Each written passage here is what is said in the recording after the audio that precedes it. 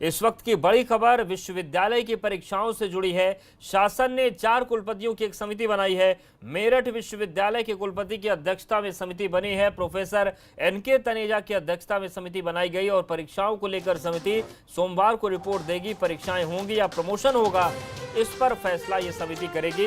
Corona को देखते हुए छात्रों से लेकर शिक्षक तक लगातार परीक्षाओं का विरोध कर रहे थे। एबीपी गंगा ने सबसे पहले इस मुद्दे को प्रमुखता से उठाया था। अवध विश्वविद्यालय के कुलपति प्रोफेसर मनोज दीक्षित, आगरा विश्वविद्यालय के कुलपति प्रोफेसर अशोक मित्तल और कानपुर विश्वविद्यालय के कुलपति प्रोफेसर नीलिमा गुप्ता भी इस समिति में शामिल हैं और मेरठ विश्वविद्यालय के जो कुलपति हैं वो इस समिति के अध्यक्ष हैं। सोमवार तक ये समिति अपनी रिपोर्ट देगी कि परीक्षाएं ली जाएं या फिर प्रमोशन दिया जाए।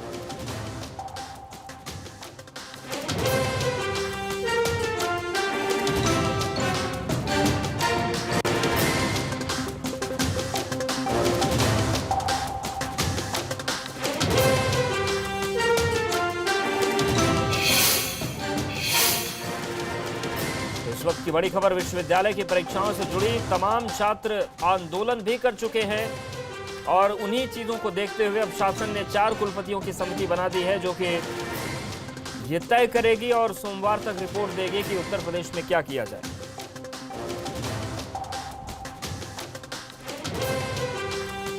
देखिए, मैं विश्वविद्यालय की परीक्षा के बारे में हम तमाम संगठन मिले हैं, तमाम टीचर्स एसोसिएशन भी और छात्र एसोसिएशन भी मिले हैं।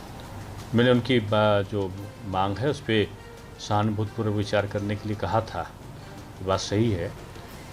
जल्दी ही हमने एक 4 लोगों की कमेटी बनाई है जिसमें मेरठ के वाइस चांसलर हैं, अवध के वाइस चांसलर हैं और ये आगरा के वाइस चांसलर और कानपुर की वाइस चांसलर हैं। ये लोग कमेटी की रिपोर्ट हमें सोमवार को आ जाएगी, तो हम जल्दी से ये निर्णय कर देंगे कि हमारी परीक्षा होनी चाहिए, कि हमें प्रमोशन ऐसे, ऑनलाइन परीक्षा के ऐसे या तमाम अन्य विकल्पों पर क्या विचार करना है, ये हम जल्दी तय कर देंगे। और सीधे रुख करते हैं एबीपी गंगा संवाददाता शैलेश का। शैलेश, लंबे समय से मांगे चल रही थी, उप मुख्यमंत्री के आवास के सामने प्रदर्शन भी हुए थे। अब ये उम्मीद की जा सकती है कि जो भी फैसला आएगा समिति का वो सभी मानेंगे और बेहतर ढंग से लोगों का मन क्या है, छात्रों का मन क्या है, प्रोफेसर्स का मन क्या है, वो सामने आ पाएगा।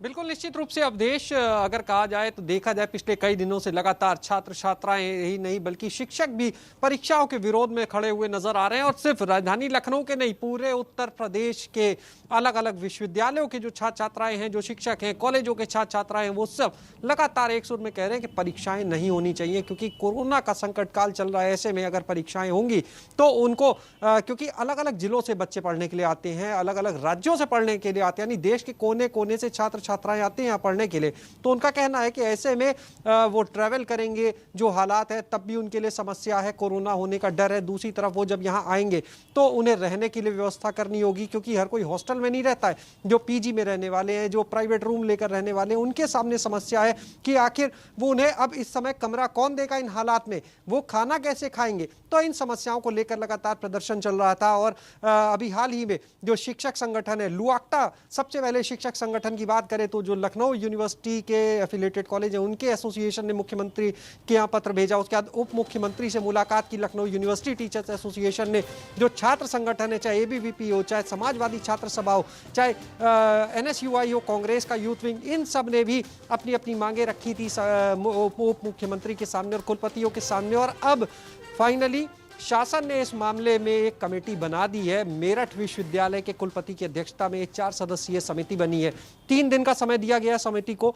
हर पहलू पर वो विचार करेगी कि आखिर जो बच्चे हैं वो कैसे ट्रैवल करेंगे, अगर वो आते हैं तो उनके रहने की क्या व्यवस्था हो सकती है, और ये देखेंगे कि कहीं से भी उनके संक्रमण का खतरा ना हो। और इसी के आधार पर कमेटी अपनी रिपोर्ट देगी। उस रिपोर्ट के आधार पर शासन फैसला लेगा कि परीक्षाएं कराई जाएंगी या छात्र छात्राओं को ऐसे ही प्रमोट कर दिया जाएगा। बहरहाल देखना होगा कि अब आगे क्या होता है, लेकिन इतना जरूर तय है कि शासन का कमेटी बनाना 4 कुलपतियों की, और ये तमाम मुख्यमंत्री का जो बयान अभी हमने दर्शकों को सुनवाया, परीक्षा करवाने के चक्कर में कहीं कोई संक्रमण ना फैल जाए। शुक्रिया शैलेश जानकारी और अपडेट्स को देने के लिए।